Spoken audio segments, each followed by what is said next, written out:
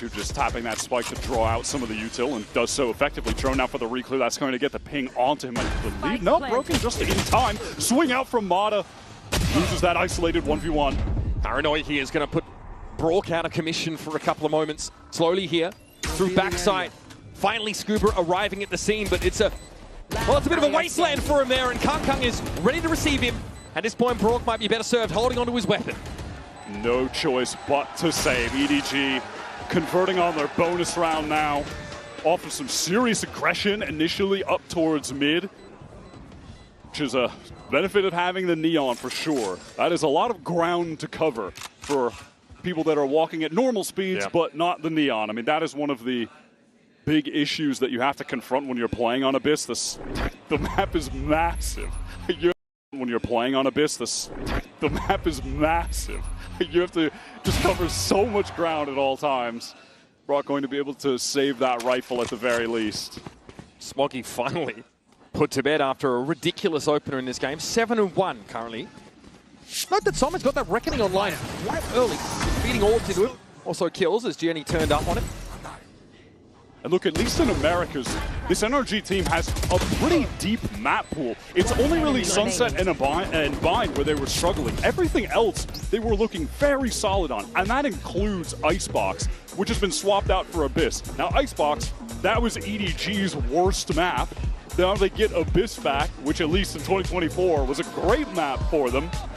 So that's just a bad situation for NRG to be in, and we have to find out if Abyss is going to be a competent enough map to replace Icebox in their pool, which was so solid. Definitely a bit of a hit to this NRG squad. Bonkar already in the boys' ears. It's a timeout called just prior to round number 4.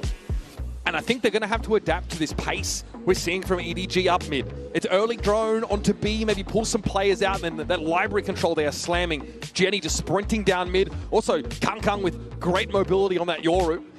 EDG can cover a lot of this map, and the rotations are slow for defenders. Pulling them out of position with the misdirection that Yoru can provide can really soften up these sites in advance.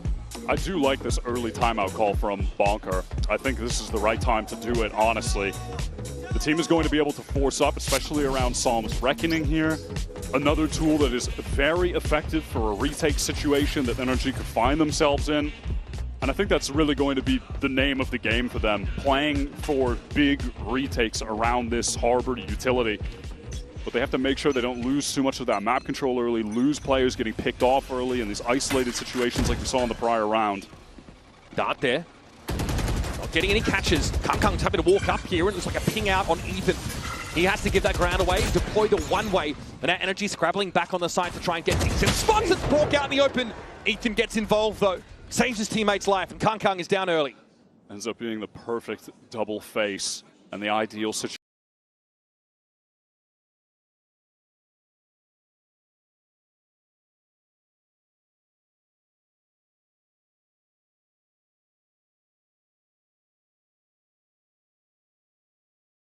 for NRG.